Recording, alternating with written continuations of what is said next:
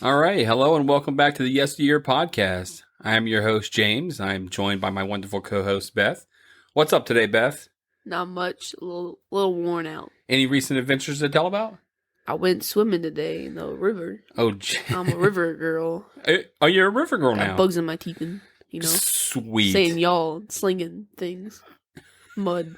You went Throwing rocks at people. mud slanging? Mud slanging. Were you skipping rocks? No. Oh. I can't skip rocks. I can't either. They just go kablunk. Yeah. Everybody's like, I was getting everybody annoyed at me. no, you got to do like this. You got to do. It just goes throw like a frisbee. kablunk. I chuck it into the water. Here's what you get. Sweet. All right. Well, let me start off by telling something very cool. We are now listed in IMDb, which I think is beyond awesome. What about you, Beth? Do you feel famous now? I also feel like that's beyond awesome. Do you?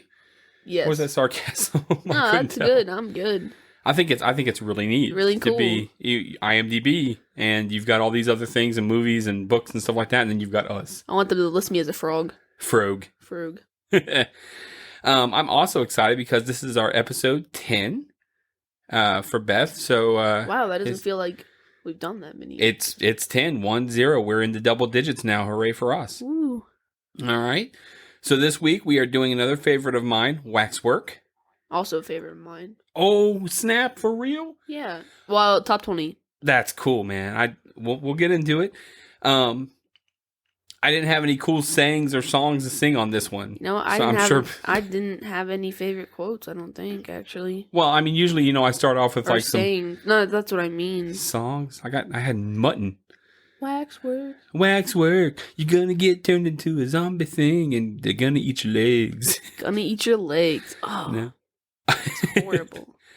Well, I will tell of how this movie absolutely scared the heck out of me when I was a kid. Just the thought of being trapped in a horror movie that you can't escape from just sounds horrible to me in general. Actually, wax museums terrify me. Yeah. I hate how they make people look super realistic, and we went to DC. Yep, you remember going to Madame Tussauds? We went to those. That's what it's called, Madame Tussauds. You know what? 6-year-old me didn't know the name. Okay, so sit over there, proud. So we went. I will. The wax museum. We walked in there and we saw all those people. Yep. And they look so they look like they will literally just start stepping off the stage, and I hate that. I hate them. I'm not a fan either. No. I mean, I think so they're this movie now, kind of scares me, like in a general sense. Like this is scary to me, but as a kid, nah. This is another movie where I watched I'm pretty sure I watched the whole movie. Yeah. However, I only remember bits and pieces of it. Yeah. So, I mean it's a good place in my heart. It's in my heart, it's a good movie. Yeah. And that's how it was before watching the movie. Okay. So I've gone into this positive this time as well. I like that. And also Zach Galifian. So. Yeah. Yes. Yeah. I think it's bad enough if you cross the line and get into it, but I think getting pushed is even worse for me. You know what? I really hate that aspect of the movie, to be honest. What makes you want to go into it? What draws you? Oh, I want to step over to that. No. I don't know. It's one of those movies that when I was a kid, I had to watch to the end to be sure that everything was dead and the good triumphed and I could sleep. That was because otherwise I was like, they could still be out there. It was released in 1988, so I was around 11 years old. Still not quite the brave person I am today. Also, the movie used a lot of special effects with real effects instead of CGI. So it was much more visceral to me and real to me. And I liked that's one of those things I really liked about the movie was it was physical. It wasn't just like, oh, the head exploded. No, the damn head exploded. Gonna get physical. Olivia Newton-John on this? All right. Nice. There's some really great shots of heads getting split and mooshed and crushed. Really gross. I think that the budget primarily went to head mooshing. Yeah. There was a lot of head mooshing in this for sure. I mean, the movie horror, this is like a movie horror makeup artist's dream to me. I mean, if I was one of those guys who did this and they were like, oh, you're going to be on this movie. And basically it's all about you. Even just when it's the actors, it's still about the waxwork, which was, done by the makeup artist. So the imagination that you would get to create all of these scenes would be awesome to me. I think that would be just really cool.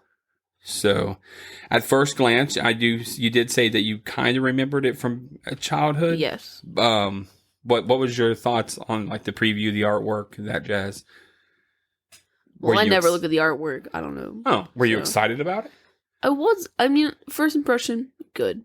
I had a good first impression. This is a movie in my heart, my soul, my childhood movies. That's weird. This is one of them. I can't tell you why. I don't know. You just did. What's another one? Labyrinth. No. No. Now it's a good movie. Yeah. I would put Labyrinth in my top 20. That's cool. It's a good movie. I think about that movie a lot, actually. Nice. Shoot, I literally was just thinking about the movie, and then you said Labyrinth, and now I can't. New Guy. Well, New Guy is one of my absolute favorites of all time. Right.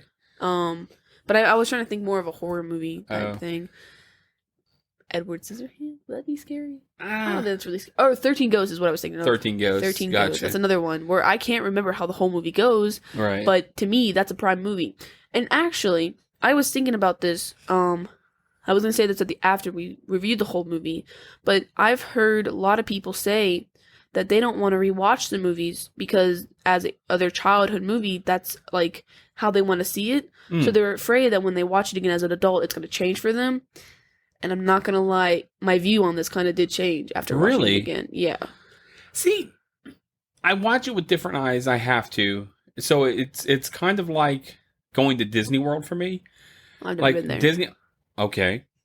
For me. Disney World. Well, I can't relate to you because my parents I think everybody does people that. Well, no, they don't. Disney World. Dang. When I was a kid, even when I was a kid, it was, it changed over the years of what it was. Like, I was always afraid to go on Space Mountain, but I would ride it. I was afraid to go on Thunder Mountain. Sorry, I've never been to Disney World. People that are listening will know. But, like, to think to go back now, or even as a teenager, I was like, meh. I wanted to go to Universal Studios. I wanted to go to something. I do want to go there. So you've been there. As a 2-year-old, I wasn't there, actually. You were there in body. You saw Jaws. Okay. Is that about sharks? Yeah, it is. The shark came up out of the water and Justin about jumped in the other water on the other side of the boat. It was really cool. So, as I stated before, Waxworks was released in 1988 and was written and directed by a guy named Anthony Hickox, who did some other horror movies, but he's not really like I know who that actor is. Like, I love that guy. Oh gosh, I can't think of the name of the movie. Like the director, every time there's like a whole bunch of explosions, he does like Transformers. Michael Bay. Michael Bay. Yeah, you don't really know Anthony Hickox, but it was rated R, which probably hurt its earnings as it only grossed a little over $808,000. It's rated R. 100,000. Yeah. It's not a very good recoup of the $3.5 million budget it had. Oh gosh. So yeah, it didn't. Well, this movie got a 60% on Rotten Tomatoes and a 6.2 on IMDb. So yeah, but I never like to go off of those, right? Because they never make sense to me, right? It's based off of opinion, and opinion is like buttholes. Everybody's got one. Yeah, everybody's got one. Is yours clean? No, because we've been gross. I wasn't asking you. Oh, you were asking people. Disgusting.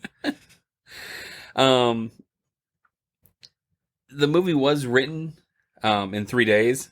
By Anthony Hickox. Again, he was the right. Yeah. And that makes sense with the ending. So it does show a bit in it.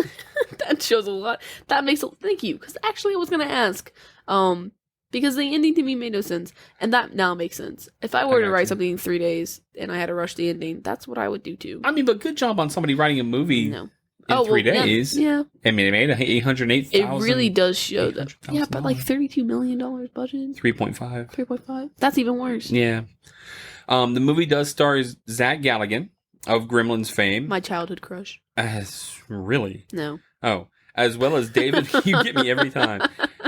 David Warner is in it, who plays the Waxwork owner, and John Rhys Davies, which I was surprised to see in such a role. The guy who was the werewolf, not the kid, but the man who was originally the werewolf.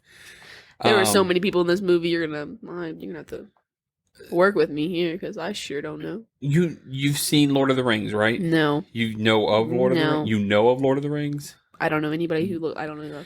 I literally. You know the dwarf with the red beard? No. I'm not even being funny. I really don't know. All right. Well, he's Gimli. So Giblet. Gimli. He's Gimli. Gimli. I think they must have asked him on a whim, and then like they were all like surprised when he said yes, maybe, or that maybe he owed someone a favor, because it just seems an odd role for him, and that he said yes. You know, it's kind of weird.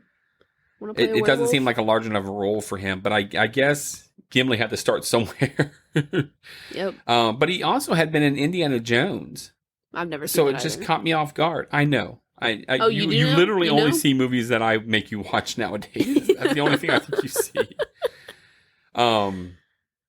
So the premise has to do with releasing the 18 most evil beings into the world by sacrificing souls to them. This is done by recreating the real scenes from their lives, including actual artifacts from their time, such as like the Phantom of the Opera mask is brought up. And I thought that was pretty neat. Yeah. The 18 most evil beings used in the film are the Marquis de Sade, the Werewolf, Count Dracula, the Golem, Phantom of the Opera, the Mummy, zombies, Frankenstein's monster, Jack the Ripper, the Invisible Man, a voodoo priest, a witch, a snake man, Rosemary's Baby, an axe murderer, a multi-eyed alien, a giant talking Venice flytrap, and Dr. Jekyll and Mr. Hyde. So see, that was one of the things that I will not give props to, because when they would look around the museum, and it was really cool. I know we're not there yet. Yeah. But everything looked so interesting, and I really thought they were going to go through each scene, because I didn't remember. No, there are so many like much cooler ones that we could have gotten to see than what we saw. Okay. And I was kind of upset about that. But whatever. I mean, And you know what? I was actually I'm gonna interrupt you. I'm sorry. I want to get to this fine. because we're on the subject. But in the trailer, I watched the trailer. The trailer looks super interesting, very cool. Yeah. Bunch of different supernatural stuff. There is a scene with the little alien thing, and that did not play a role in the movie. Really, it's all reaching out. You saw it once, but in the trailer, why would you have it in the trailer if you see it for 5 seconds? No. It does not seem smart to me. But I was really upset. I wanted alien stuff. I got you. So you were expecting more out of it, but than what I got. Yeah. What you got? But I gave the trailer a 3.5 out of 5. Okay. But you can continue with your facts. No, I was just going to say the movie didn't do all that well, but it is a cult horror classic nowadays, and it did have a sequel in 1992 that Zach Galligan did reprise his role. You know, I saw that because we have the disc that you got. Yep. Has both of them on it. Yes, and it I does. almost played the second part by accident. Oh. Yeah, which would have been very confusing. Yeah, I mean, we don't have to go into it a whole far. The second one is Through Time or something to Time, I think it is. And it's really cool. They actually go back up in the attic like they did in the movie and find these timepieces that allows them to go through all of these different times in real world. So it's like the the Magic Tree House books? Yes, but without Miss Frizzle. That's not even. Frizzle. That's not in. Oh, then what's that's her the name? Magic School Bus. Oh. I'm talking about Magic Treehouse books where they went through history. Oh, yeah. You made me so sad. But it's different times. Like sometimes it's in space, but it's all sometimes it was in space. Okay. Checking in. Legend? No. No. I know his name's Jack. I don't know if her name's Annie. But anyways, continue. Those out there who are favorites of the Magic Treehouse books like I was. That's all I had to read in this house for a little while. You had Biscuit. And you had Blue Blue Dog or whatever it was. What was he called? Blue Dog. Yeah. First of all, it's Clifford the Big Red Dog. No, Second of all, it's Stick Dog. Stick That's Dog. what I was talking about. Stick Dog. Just stop talking about books. Okay. So, I give it to Waxworks. I give it to I Wax. did that to you. I keep saying Waxworth or Waxwork. Or not work, but like... Waxworks. Yeah, Waxwork. Yeah. I keep not saying Waxwork. Well, I give it to Waxwork for getting it right into the story. Within about 30 seconds, a guy is set on fire while being robbed. And I appreciate the jump right in feel it had. Yeah. Like his whole head was on fire. Yeah. And he was like, oh. It was spooky storm, spooky house, people yelling. And then guy getting his face pushed into a fire. Yes. Some guy stealing jewelry. Guy dies. Thief leaves. And I had no clue what was going on. Right. And that really wasn't ever explained later on in the movie. It kind of is, but you have to listen to the conversation. But it really isn't. No, but it really is. But it's not as well. It's not like they were like, yes, this makes sense. Well, it does. No. Well, then there are some credits. Yeah, that's why I didn't like that. We're right back into the same house where a conversation with a young boy and his mother are taking place. But Mom, I need the caffeine. Clearly, some privileged people. Yeah. I mean, I was just like, man, I'm not even this privileged.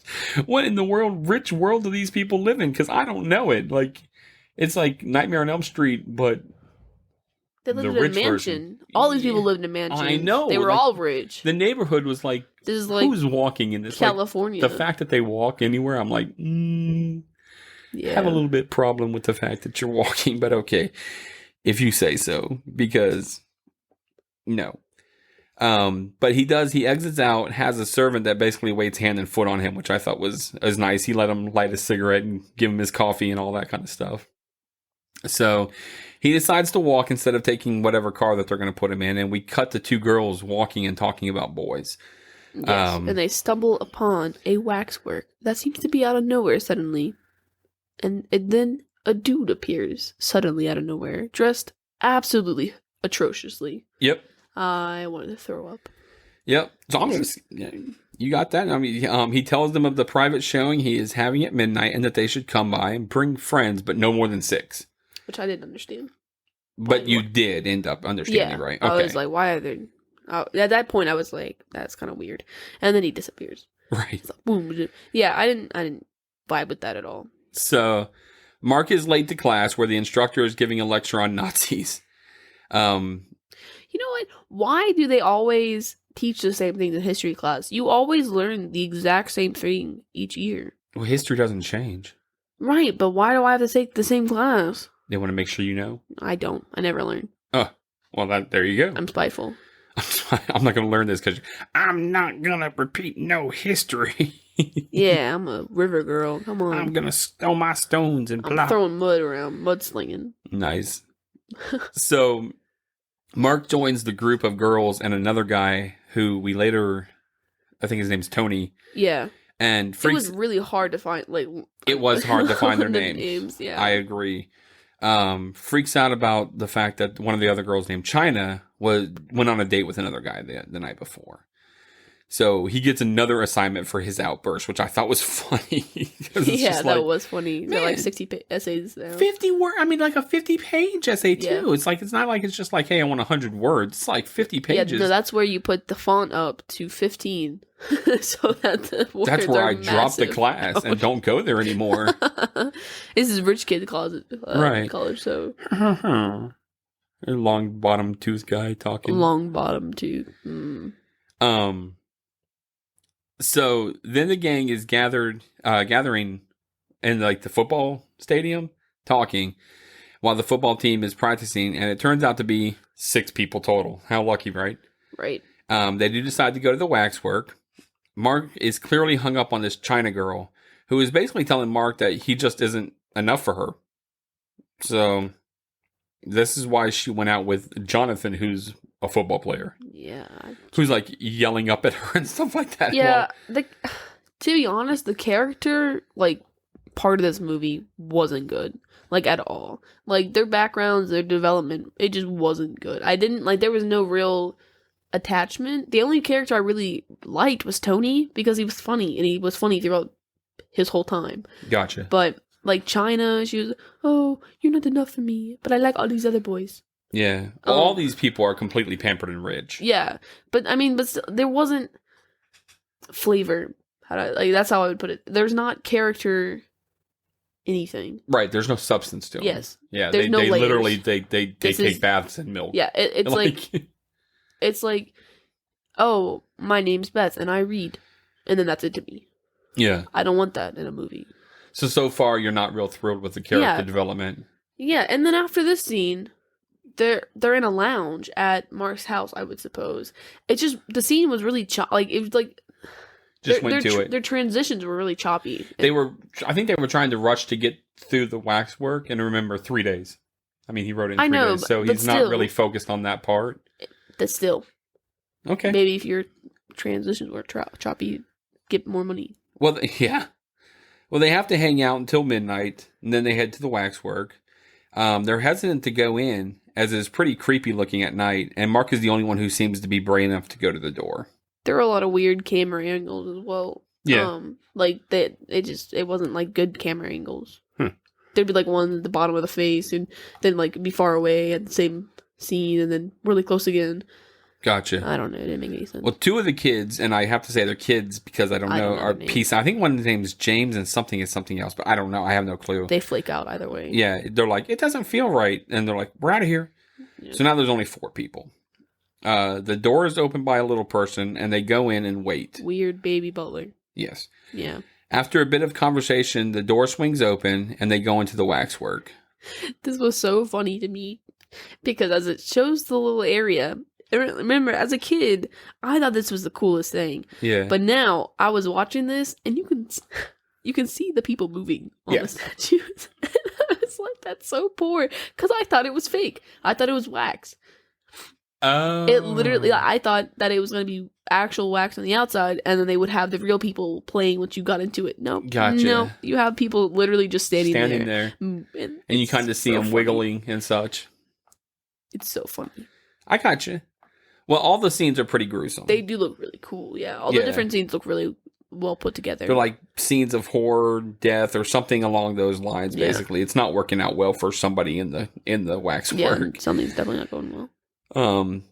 Tony drops his lighter and enters into one of the scenes. I hated this because if you throw your lighter and you can't see it from where you are, and it's not like these scenes are that like full where you can't look at the ground and look around without going inside. He throws it and there's nothing on the ground in front of him because the scene was a house. Right. If you can't see it, I would start asking some questions. I'm like, man, this doesn't seem right. Why do you think he couldn't see it? He could see it. That's why he crossed over to go pick it up. No, he couldn't see it. He was like, where did it go? Well, it won't mind if I get in here. No, I don't understand that. All right. But I understand it's a movie, so whatever. Right. So. But this scene is one of the ones I remember from my childhood. Right. This is the werewolf scene and the vampire scene are the 2 that I really remember. And well, he crosses in and he's completely flipping out on what is happening, thinking he was drugged or hypnotized or something. And you know what? I want to point this out. Who put acid in my beer again? Yeah, that was funny. Yeah. I want to point this out that when he goes into it, he still remembers that he's himself. Yes. Right. I want to point that out now because I'm going to talk about it again later. Okay. All right. Well, I mean, it seems to me, I mean, to go into that now, that they remember who they are, and then they start to buy into the, like, because he's like, all right, I guess I'll go get some wood. I mean, we'll talk about that. And even. But on some of them, they just went in and they went with it immediately. I got you. The girls seem to go with it a little bit more. Well, China, on the vampire one, she walks in and she has no question. She's not freaking out or anything like he was. She just goes in. She's like, "Oh yes, I have met your son." Right. Whatever. All right. So he's like, "Well, there's a house and nothing else." So I guess I'll go to the house. Yeah, so he goes to the house. I did too. I was really sad that he was one of the first ones to die. Yeah. Or is the first one to die, I guess you should say. But yeah, he goes to the house. There's not a lot of options. So he hears a howl while doing so. And a man is inside and yells at him, calling him Jack, which is not his real name. He warns that a full moon has already risen. And the moonlight starts to shine on him and he starts to freak out. So the guy is yelling out of nowhere, like out to nowhere, I should say, talking to his friends, asking what he should do. So I thought that was still interesting that he's still not really...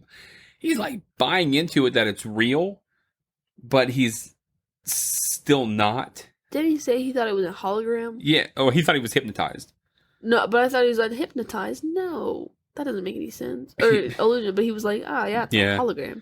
No, I don't. Well, he continues to gather firewood and then returns to the house. Guess I'm gonna go get some firewood. Yeah. Oh, should I get an axe? Yeah, he was really funny. Yeah. The guy is now nowhere to be found when he returns. Instead, there's a giant werewolf. Yeah. They kind of fight, and Tony gets bitten. And then two men show up to shoot the werewolf, and one gets ripped completely in half. See, no, which was what was really funny about that awesome. is that the guy throws a chair at him. Yeah. And he then goes, he brushes off his shoulder. brush. I wasn't sure if this movie was supposed to be a comedy for the longest time, It's a to be horror honest. comedy. Because, yeah, I don't know. It was really cheesy, the entire movie. I know, but I love that when I he's a love person, that, he's though. all, and he looks down, he's just all, brush. Yeah. But yeah, I also liked how the other guy that was like, oh, distract him. Distract Yeah. him. And he gets a convenient chair and Yeah. throws it at him. Yeah, no. And then he gets split in half. Yeah, he did. Yeah, So, he did. Anyway. The other guy shoots him and kills the werewolf. Yes. Or and at the least it sits werewolf down. sits down and then looks over then at just- Tony. Right. And then Tony's all like, oh no. Yeah, it's gosh, real. I can feel it coming. It's real unfortunate for Tony that he Yeah. got bit because he starts to transform into the werewolf, so the man shoots him as well. Yes. And then he dies. Which was cool then, because then we pan out and we are back in the And I really Waxwork. like that. I and- really like that. Right, and we find that Tony has become part of the scene, and I like that too. I thought it was really cool that it ends and it's just like, and I was like, Yes. wow, that's awesome to be able to do that. So now we know if you cross the rope into a scene that is incomplete, you will be taken into that world. Yeah. It's not too cool for the person that gets sucked in, but it is a cool concept for a horror movie to me. Mark walks by, looking around, and sees a scene with his friend in a partially transformed werewolf state, but he doesn't recognize him. So then we go to China, who is Yeah. looking at another scene, wondering about the character in him, calling him handsome, even though his back is turned. So I don't quite Yeah. know. And then the lock on it just falls. Yep. Magically. Yep. And I don't know about that, but to me, that does not say, oh, let me go ahead inside.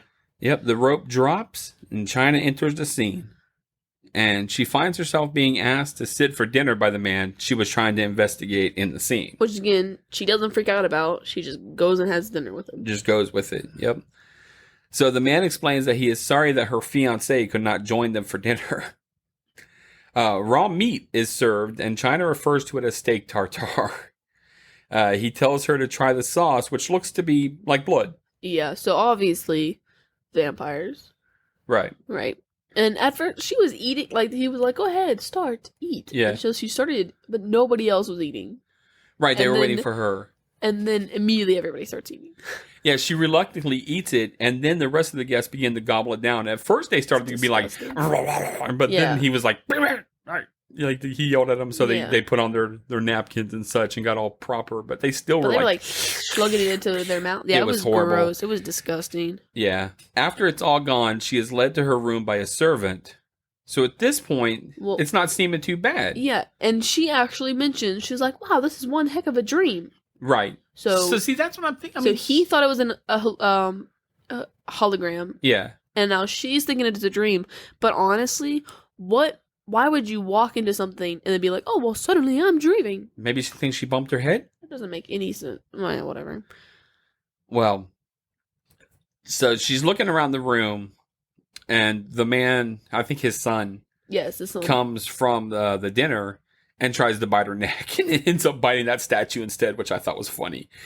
She does escape and runs off, and she finds her fiancé, Charles. Who's like 40. He's not doing well, though. No, and yeah, his leg's nearly eaten off. And His, it's really, I like this scene because the dude's just chilling on the table, not really reacting to the fact that his leg is almost completely gone. And then a rat comes up and starts gnawing on him. He's like, get it off. Yeah. Like he just flipping out. yeah, And it's like, yeah, his legs is it pick and basically, choose how you feel your pain? it's been filleted. Yeah. And I think that's what they were eating for dinner. that definitely was what they were eating for dinner. It's pretty sick. Yeah. He tells her that the Count is a vampire. And how to kill them conveniently. Yes. Yep, he sure does.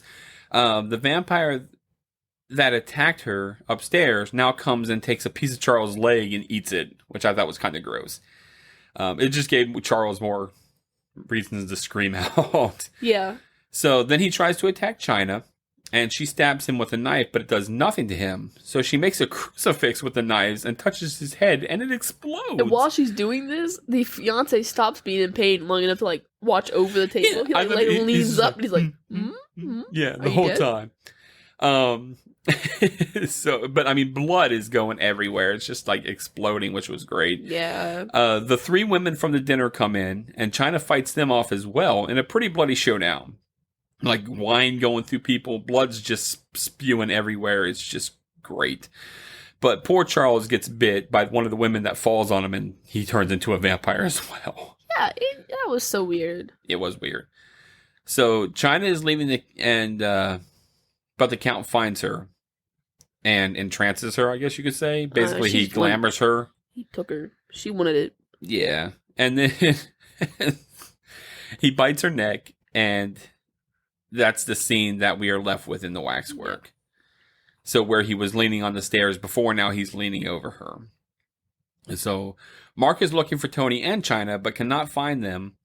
Sarah is about to enter the Marquis de Sade scene because she's getting all entranced, but Mark stops her and says that he wants to leave. So they do. And we cut to Jonathan calling from a payphone looking for China, which completely dated this movie because a payphone. I didn't even know that it was. I didn't even know who he was at first because the characters were so poorly introduced in this movie. Yeah. So I was like, why is this dude getting so angry all of a sudden in this booth? And then it just changes scenes again. Like I said, the choppy scene work and it's just bad. And then we are at Sarah's house, I guess, but it looks like a hotel. Well, not yet. Jonathan gets the address for the Waxwork and goes there looking for China. Yeah. He's looking at the Phantom of the Opera scene and gets pushed in. The owner turns to walk away, and we see Jonathan is now dead, dressed as a cop, in the scene, which I thought was pretty cool. I would have liked to have seen it. It was just really fast. That's why. It was really fast. We then cut to Mark and Sarah having walked Sarah home. And Mark tries to kiss her, but she's all, no dice. Yeah. Saying that was so weird. She's looking for something else. So he's all cool, and sends her in the house, and she like skips off. Yeah, like she's like, oh, I like 10. a man who likes to respect me. And he just goes home. He doesn't even like her that much. To me, honestly, he was just like, well, if I can get it, I can get it. You know? Yeah. And she was like, nah, I don't want this. And he was like, okay, bye. Well, that's why she's like, well, why are you after China anyways? And he's like, well, I just want what I can't have, blah, blah, blah. Right. You know, so why would all of these people are just trash. Really rich trash, I guess you'd say. But she lives in a hotel. Like, it was fancy. I think that was her giant house. Yeah, that's what I'm saying. Yeah. So what are your thoughts so far? Character development, introduction to characters, you're not feeling it? Yeah. I mean, movie-wise, did you want to watch more? Yeah, you know what? I was still entertained. I was still watching. And, you know, I hadn't picked anything else up yet. I wasn't looking at anything else. I was still watching the movie. So, I mean, I was still entertained. But it was more of a laughing at how not bad. This isn't a bad movie to me. Right. Don't get me wrong. But there are bad aspects to the movie. Makes I was sense. laughing at that. Yeah. So it's another one of those, the graphics carry and the story, I guess you'd say, kind of carry it over the acting. I wouldn't say the story. I think it's a good story. I think it's a cool good concept. I wouldn't say the story is Jinx. executed well. Jinx. Knock on wood. No wood. You don't knock on wood for Jinx. Knock on wood. Owe me a soda. No, it's pinch Who poke, give are me a you? Coke. Oh, you're so old. You're old. You just made me age 10 years. You're Waxwork old. You're Waxwork old. Don't tell me that I'm Waxwork old.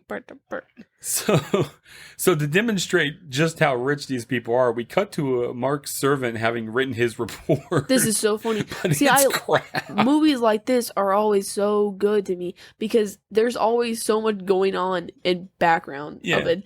And she's like freaking out, like throwing all kinds of stuff. And yes, and he walks in, she's like, my English no good, No. you know, and he's like, no, it's all good, it's okay. And then he goes off into the hallway and he's beginning to read it. He's like, dictators are bad.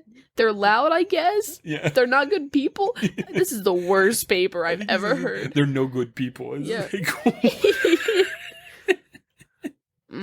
Oh, so yeah, I like he's still gonna turn it in. Yeah. You know, Oh, absolutely. he's So the next morning, Mark is calling China and find that she didn't come home last night. He also finds that Tony did not come home. So Mark is a bit confused, having checked the waxwork, and I guess nobody was there as well. So we find Mark and Sarah talking to the same couple that had dipped out from the waxwork, saying that he's saying, look, I'm going to go to the cops if they don't show up by the afternoon. So I'm guessing they didn't show up. Yeah, because then he's at the cops. Because then he goes to the police and convinces some detective to go to the waxwork to investigate. And I like how angry this guy was, like, off the jump. Like, he's like, oh, you better be telling the truth or I'm going to put you in jail for it. You know, it's so I'm funny. trying to look out for my friends. In scenes like this, like, where there's, like, they have to go to the jail or police scene, there's always stupid stuff going on in the background where people are being hustled and everything. It's always so busy. And I love that. I always love that. Yeah. It's not just, an office and here's some stuff. There's always something going on in the background. Yeah. So they go to the waxwork and the owner does answer and let them in and lets them look around. The owner says that the waxwork isn't open as of yet, so it couldn't have been his waxwork they visited because there's so many waxworks around. Yeah. I mean, how many waxwork are there in this town? I want to know. Is that what wax museums are? A waxwork, I guess. Yeah. I didn't know. But I mean, I know of Madame Tussauds that we went to in DC. I couldn't tell you of another one. Like, I know where movie theaters around here. I know where 2 of them are. I don't know that there's a whole bunch of waxwork around. Well, I wouldn't imagine. Those things are hard to do, you know? Exactly. Keep upkeep, keep them dust free and all that kind of stuff. What, do you think they're scented? Like, I don't remember them being scented. We took a lot of pictures with them. You guys you really liked it. You really had a good time. So. Oh, did I? Well, now I'm traumatized. The owner takes the detective in alone and shows him around. He offers a closer look at the mummy scene, but he refuses, having almost pushed him in. Yeah, he was going. The owner was like, "That made me kind of have a look," and he's like, but he's like, "No," and I'm like, "Dude, if somebody pushed me up, put hands on me like that, I'm not." Especially as a cop, you know. Yeah, that made me really uncomfortable. So yeah, me too. They leave, and Mark returns to school to get Sarah. The detective is also putting 2 and 2 together that his missing person signs look a lot like the figures he saw in the waxwork. So he returns and looks around and takes a sample of China's face, which is disgusting. Pretty rough to watch. I didn't like that. See, that part like kind of scared me because I was like, man, that's like what I don't like about wax statues. Yeah. If I did that to one of them, would that be the same? You know? And not just that, but just get a little bit of sample. Take it off her arm. Don't dig her face all up. You know what was funny? He didn't want to touch it. He was like trying to get into the bag. How he was like, shove. He was like, oh, get in there. Yeah. So Mark and Sarah are in attack and find. Are in the attic. I can't believe I just said an attack. They're in the attic and find old artifacts such as magazines and books. And there's a book of the Marquis de Sade that starts to glow to Sarah. Yeah. And she gets all worked up over it. And then she just puts it down. Yeah, so clearly she has a thing for torture. Because that's who the Marquis de Sade is. That's what that's all about. Yeah. Mark finds a paper that reports about David Lincoln and deaths, and it shows the owner of the waxwork. So he's not aged at all. So they decide to go back and talk to a dude named Sir Wilfrid. We then go back to the waxwork where the detective is transported into the mummy scene and being called Nigel. So while in the scene, he helps the professor remove the coffin lid and also removes I think that's called a tome, the paper that has the curse written on it and tells that they're going to suffer a horrible death by the mummy. So then the mummy takes them all out. He squishes the one guy's head, which was just awesome. You know, mummies actually creep me out to a whole different level. I can feel don't like mummies. I really don't. You know, in cartoons, they have the whole face covered, but usually they're not all face covered. Right. In like horror, I could not do it. I feel that, man. I'm not. They're terrifying. They can't. How do you kill them? Unwrap them. That's how they did it in Monster Squad. They unwrapped them. I didn't know. I don't want to do. I don't want to touch your nasty ravels. Yep. So. What if you unravel him and he's naked? I don't want to see that either. Only you would think of that. Oh, only I would think of that? Yeah. I didn't think of that. So I liked how he impaled the doctor, like he pushed him up against himself, and like then he That was funny. yeah. He throws the woman into the coffin, or With the spider. yeah, and the snake. I'm like, how are they alive? But did you see the skeleton grabbed her? Yes, Yeah, I like that was horrible. And then he throws the detective in. How are they alive? That's a good question. Yeah, he throws the detective in on top of her and puts the lid back on. Yeah. The other detective comes in and is killed by the servant, and the waxwork owner is like, "You wasted that! We could have used him." I was and then wondering, he cries. Yeah, I was wondering if the servant was supposed to be like a Frankenstein type deal. I think he's more like a Lurch from the Addams Family, but that makes more sense. He's just yeah. So Sir Wilfrid tells that Mark's grandfather had collected 18 artifacts. See, this is the part where I was telling you about, where it explains. Oh, see, that makes sense. I zoned out at this point. Of course, this you was did. exactly. Really Every time that they're telling about what the plot is, you zone out. You shouldn't have to tell me what the plot is. Well, it tells that the 18 artifacts belong to the evil, and that David Lincoln. Abraham Lincoln? No, this is David Lincoln. He's his great great grandson. Had killed the grandfather and stolen all of the artifacts. He also explained that Lincoln had sold his soul to the devil, and that's how he's still alive and not aging. So that's a good way. That's one way to stay young. So what we find is that Lincoln has recreated a scene from each of the evil characters' lives, which allows for the innocent souls to be stolen, allowing for the evil beings to rise again once all 18 are collected. Sir Wilfrid tells them that they have to burn the waxwork, especially the ones that have not been completed yet, so the chain is broken. So is it every, like, once in 100 years he has to do this? Or he's been trying to get 18 forever? No, because he discovered a way to do it, and he needed all the artifacts, which is why he killed the grandfather. So once that's why it took him so long. Yeah, so he's been collecting artifacts, recreating scenes, getting this all ready to go, and that's how he did it. Oh, well, okay. That makes a little sense. So Mark and Sarah leave, and Sir Wilfrid makes a call advising that Lincoln has been found to somebody. We don't really know who he talks. Yes. All right. So, how you feeling about it? I mean, the same. The same? Yeah. Still, I mean, are you like really intrigued? I mean, at this point, I was kind of. I wasn't. Well, yeah, you clearly just missed this whole entire scene. But I could get the gist of it, you know? I know what they're going to do. I mean, it was just not super interesting. At that part. At that point. Okay, I'll give you that. So Mark. How are you feeling about the movie so far? I love this movie. I love the movie. I love watching it again and seeing, like, again, the little mummy's hands opening it up. Like, yeah, I do like that. And then throwing her in there, and she grabs, it grabs her, and just, again, I'm good for it. I'm glad that Sir Wilfrid was, in a wheelchair, so that it wasn't just somebody, all buff and stuff and rough and tough. This guy's clearly been through it. I liked that. So, yeah, that's me. I dig it. All right, well, let's continue. So, Mark and Sarah break into the waxwork and plan on burning the scenes. And they brought some, like, lighter fluid. Yeah. Like these little cans. Not even, like, gas cans or anything like that. Just these little cans of fluid. Like Zippo lighters. Once again, Sarah is drawn into the Marquis de Sade and ends up going into it. And Mark gets shoved into a zombie scene by the servant and the little man. So these are the last two, I guess, that have not been fulfilled. We find the Marquis de Sade is ready to put on a show for some guy who is like a prince or something. Yeah, he's a prince. By whipping Sarah with a riding crop. She seems to be into it. Yeah, this was incredibly weird to me. Yeah, I guess she found what she was looking for. I definitely got my attention back into the movie, but I was incredibly uncomfortable. Gotcha. Meanwhile, Mark is in black and white, and it's like a Night of the Living Dead coming after him. Is his name Mark? It's Mark, right? Yeah. In my notes, his name's Jack. No. I don't even know where that started. I just looked over and saw that. Man, you freaked me out when I said Mark. And, I'm like, man, sorry. have I been calling him something wrong this whole time? But I really heard Jack. No. Because that's how it is. That's so weird. I'm sorry. No, you're good. He gets grabbed by one of the zombies coming out of the ground and cuts off its hand with a rock.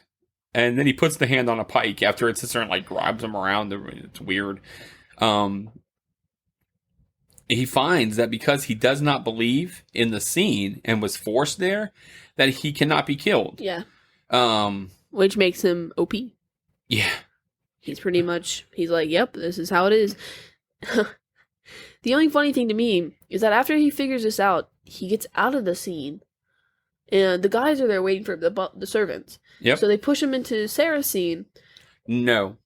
They don't push him in there. Yes, he does. No. He finds the edge of the scene, jumps out to run right back into them, and he struggles with them, but then he dives into the same scene as Sarah. Yep. Okay. He dives into it. Well, I mean, but still. But after this scene, when he's going to leave again, he sticks his arm out. Like, if those people had still been there, they'd have been seeing it. They could have, got him or hurt him or something. I don't know. Yeah. But anyways, he dives into Sarah's scene. Yep. And he fights with a guard and knocks him out, which was a pretty good little fight. I thought it was. I don't really funny. speak language. I'm not good with languages. Yeah, which was a throwback. Yeah, it was a callback to the original joke. To what he said to China. Yeah.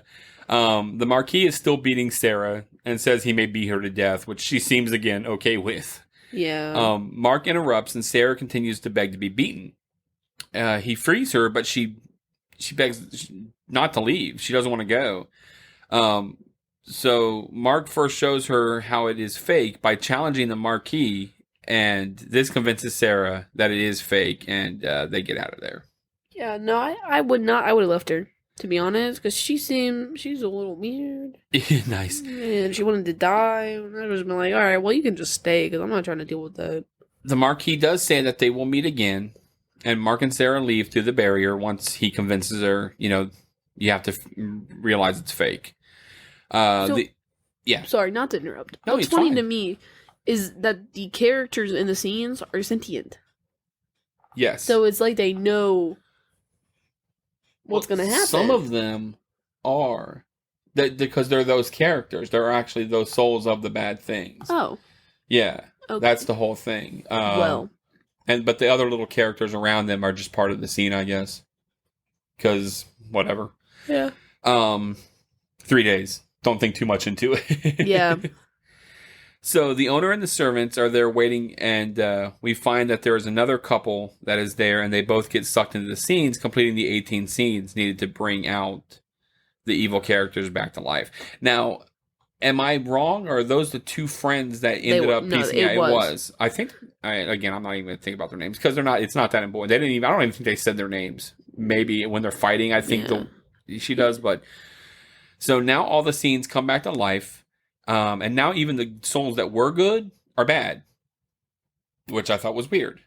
Mark and Sarah are feeling trapped, and Sir Wilfrid shows up with a group of people to fight the evil and to not let it escape. I really didn't like this scene. If I'm being honest, this whole thing's going on, and it goes on for so long. Yep. Like, this is like 30 minutes of the movie. It really wasn't. It was maybe 4. No. Yeah. Are you serious? Yeah. Man, it felt like 30 minutes. There's it a kept battle going on. There's a battle between good and evil, and lots of carnage. Lots of carnage. I really liked Sarah fed the baby, the baby butler thing, to a plant. Yep. It was really funny. Yep. China tries to bite Mark, but she gets stabbed by Mark's butler, Jenkins, and then Jenkins gets stabbed up as well by the other butler, who Mark stabbed and killed. I also like how Sarah feeds the little guy to the plant from the little shop of heroes and goes, feed me. Yeah, feed me. So the Marquis then finds Mark and they fight a bit, but the place is on fire and Mark runs off because the Marquis gets distracted by something. Yeah. But then the Marquis finds Mark hiding and they have a bigger duel. This was weird to me because he kept giving him his sword back, which gave me Princess Bride vibes. Right. I get that. It's not that grand of a sword fight. No. Nonetheless. But, I mean, and the Marquis does keep giving his sword back to him to continue the fight because he keeps besting him. And he's like, no, man, it can't be over that quick. The Marquis is about to kill Mark, but Sarah throws an axe in his back and kills him. Very dramatic. Mark then has a discussion with Lincoln about his grandfather, but Lincoln gets shot in the neck by Sir Wilfrid and knocked into the wax, which I thought was pretty gruesome. Yeah, it was pretty gross. He comes back out, he's like, you want a closer look? And he's like... which I thought was kind of funny. Yeah, that would burn the heck out of you. I don't think you'd look that good. Then the house is overtaken by flames, and Sarah and Mark barely escape. The waxwork is destroyed and everything looks to be saved. However, then we see the little hand that Mark had cut off crawling out of the rubble, and that's how it ends. And that's an important part, the hand, because that's exactly where the beginning of part 2 starts. Yeah, well, it's actually a really big part of part 2. So I don't know that it was planned at that point in time. I think it was just, typical 80s movie where you can't just end it and it be over. There's always got to be a little cliffhanger of something going on. Yeah. So, overall thoughts of the film and the experience? Kind of cheesy, kind of lame, kind of good. 80s horror genre. 80s horror genre. It was a good representation of it. Would you recommend it to a friend? I would. That's very cool. Would you watch it on a river floating down if it was up on a big screen? Yes. That's cool. No. That's cool. Well, I'd be a little scared. What time of day is it? Nighttime. No, I'm scared. Sharks. Sharks in the river. River sharks in the river. We always give it the rating for trout. the moves. Trout. Schnook. How many moves do you give it? 0 to 5. Do you give Waxwork? I give it a 3 out of 5. That's lower than I thought you would say. Which is lower than the first, which was lower than the trailer impression, but only because, honestly, the characters, it was lacking. I really liked the museum, but I didn't like the characters, and it wasn't enough for me to give it a higher score. I get that. I mean, honestly, looking at this movie, it's not that great of a movie. It's not. But it's good in other ways. Right. It was enough. I think the idea of it is enough. The concept was really good. And the concept to scare me. I mean, yeah, but I like to base things on actual movie bias. I'm not trying to be biased, and that's why I want to do it like this. Yeah, I got you. So to me, this would be a 3 out of 5 movie. Okay, that's fair. So. For me, of course, 4 out of 5. 4 out of 5. Because you're biased. Because I'm biased. All right. Who was your favorite character? My favorite character was Tony. Yep, so was mine. Because I don't know if it had been anybody playing it differently. When he got pushed into the thing initially and he's just like, okay, this is like his hair. He's like pushing it out of his eyes. And he's like, did you put acid in my drink again? China? And he was just funny throughout the... He had good... His character little one-liners. Was... Yeah. His character was good. It was more developed. Is that same for you? Yes. I said that. Oh, okay. Maybe if you listened. Did you have a favorite scene? What least favorite character? Least favorite character. In my time. You let me lead. Oh, yes. Go ahead. I'll kill you. Least favorite character. Who was your least favorite character? My least favorite character would be Sarah in this movie. Because get over it. She was really weird. I'm not. But you could say the same thing about Mark. Mark? Well, also get over it. His arc was so dumb. He's this kid who's love struck. He's jealous, and then he's a hero. I don't know. He was just dumb. He wasn't even smart. No, he even said it at the beginning. He's like, if I'm gonna have to be the hero, then I'm gonna some XYZ. Like before they're going in the waxwork. Yeah. He even makes that comment. Like, yeah, not just get charged. My least favorite character was the baby butler thing. I didn't like it. Freaked you out? My favorite scene was when the baby butler thing got fed to the plant. Feed me. I give you that. What was your favorite scene? I'm right there with you actually on that. When the mummy opens its arms, makes me laugh because I was like, that's so jerkish. This is a bonus question. Woo, bonus question. Ding, ding, ding, ding. Just for this movie, what was your favorite wax station? The baby. The creepy little baby with the nanny. That's your favorite? Was my favorite because it's just so... And then because it gets chucked and shot in the head, which was horrible. I mean, I was like, oh my gosh, Rosemary's Baby, yes, so definitely. What's crazy to me... I don't know, Mandela effect, you can call it, I don't care. Yeah. I honestly thought there was more scenes to this movie. I remember, when she looks over, there's one where there's a girl covered in seaweed. Do you remember? She's in the back, at a school thing, but she's on the floor covered in seaweed and a cheerleader dress. Are you talking about in this movie? Yes. Okay, so that's not seaweed. That's from Invasion of the Body Snatchers, basically. Well, does she have seaweed on? Yeah, okay, I'll give you that. Okay, I remember that being an actual scene though, or the one where the guy is being held with the zoo one, or the circus one. I remember that also being a scene. No, they come to life. I and know that's they when come you to see life, it. but that's not. I just don't remember that. Oh. But my favorite wax scene would probably be, hmm, probably the vampire one. Yeah, I always liked the vampire one. it's cool. It was always really funny I'll to take me. that. Steak tartare, yes, steak tartare. I can't. I have to look up who No, that I actor wasn't is that since I've part of seen it. Oh, The you're leg just talking part, about vampires in the general. fiance part With was, the leg. With the leg, that was my favorite part of that. Yeah. Awesome. Do you have anything else before I do some trivia? Are you good? I know that's it for me. All right. So some trivia. Give songs for everything. There were 3 characters that were supposed to be featured in the Waxwork, but were left out due to legal reasons. Jason Voorhees from the Friday the 13th. Ooh, that would have been good. 5 children from the Village of the Damned. You may not be familiar with that. It's this really like aliens come and they good. Yeah. And then The Thing. Remember The Thing? Where they split apart the dogs and it's all The Thing. The little bug maggot thing they come after. No. And at the end, the big blob, he's all like, oh, she like seduces him. No. But then kills him. No. What is that? I'll show you The Thing. It's got Kurt Russell in it. The one Thing. I'm talking about. Well, you're talking about. I thought it was like slugs or something like that. No. I mean, you know what I'm talking about, though? Do you remember there's the one scene where the girl gets really fat in the barn and then explodes? Right. Because of Slither. Slither. Yeah. Thank you. That's one of my favorite movies. Okay. What year did that come out? That would say 2008. That's not what I wanted. I would say 2008. Movie. I don't want the game. 2006. 2006. I was close. That's so weird. See, it's so interesting when the movies like this that I remember we actually look up and we find the actual dates for them because it feels so much older. Yeah. But for me, this is 3 years after I was born. Right. So. But given 2006 is 14 years ago. Yeah, but I didn't watch that when I was 14. Well, you might have. I think I first saw this when I was 9. Okay. I don't know. I just know that that's how when it came out. It's a good movie, though.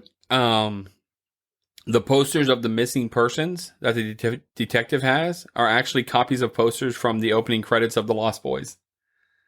Well, we haven't watched that yet. Copies of, right. So you've not ever seen... No, I've never seen that. Okay, well, people that are listening to it. Okay. Okay.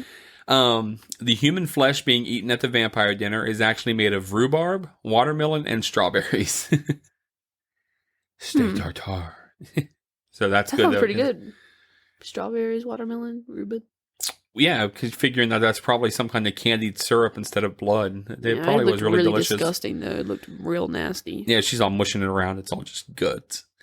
In the original script, the caged Cobra Man circus freak was actually supposed to be a werebeast. And the man in the iron mask was also supposed to be one of the exhibits. So those were going to be two in there. Just interesting. Yeah. All of these things, I like it because like he even talks about, he's like, they made a movie about this. The Waxwork owner talks about, I think he's talking about the Phantom of the Opera. They'll make a movie about anything now. Yeah, I remember that. And he's like, I can't believe they make a movie about this. All of them are like, that's what I liked. Like even the Axe Killer is kind of like Friday the 13th. The one alien thing, it's got like all the eyes on it. It's over the guy in the ice. That's clearly a knockoff of the Thing. And then you've got Rosemary's Baby and stuff like that. They're all knockoffs of real movies. Yeah. They were afraid because they were using Dracula and the Mummy, and a year before this, the Monster Squad, which we're going to review, had come out, and they were actually afraid that people would think that it was too much like the Monster Squad. So, Monster Squad. It's a good movie. You'll like it because it's got all those original like Universal Studios, like the Dracula, Frankenstein, the Mummy, the Werewolf, the Fishman. The Fishman. The Fishman. Yeah. He sounds scary. He's a fishman. Look up Creature from the Black Lagoon real fast. Creature from the Black Lagoon. Sounds like it's going to be hard to spell. Creature from... Well, it's the first thing that comes up. I didn't even finish typing creature. Cool. Ew. That's him. Oh, I've seen this before. Yep. This is in a music video. Yeah. So Isn't it in Blink-182 music video? it might be. I don't know. But yeah, so he's in that movie, but he wasn't in this movie. But anyway, that's what I've got for trivia. Do you have anything else tonight? No. Wow. All right. Overall, I think it was a good movie. I think for being our 10th episode, I think this is a really good one. This is one of the first movies that I thought of when I was thinking about doing this podcast, and yeah, I'm glad to finally get to it. I'm glad that it's the 10th. Yes. So, all right. Yes. All right, we're going to wrap it up then tonight. I do want to thank everyone for stopping by and listening to the episode 10. We do deeply, deeply appreciate it, more than you can imagine. And of course, best way to say that you love us is give us a 5-star review on iTunes. We did get another one this week from Shoes, Booze, and Tattoos podcast. Ooh. Gave us a really nice review and gave us 5 stars. So we appreciate that. Keep those coming. Keep on listening and supporting the podcast as with your other favorite podcasts. Of course, you can email us at the yesteryearpodcast@gmail.com. Twitter, we're twitter.com/yesteryearpcast. Instagram.com/yesteryearpodcast. Our Facebook.com yesteryear is our Facebook page. We do have our Facebook group, the Truffle Shufflers. Our secret question is host names, which is James and Beth. Our website is the yesteryearpodcast.buzzsprout.com. We do have a Patreon if you'd like to support us in that way, which is patreon.com/the nostalgia group. A shout out to Greg Revan, of course, for our music for both groups. And as always, we do love you. And if nothing else, say goodnight, Beth. Good night.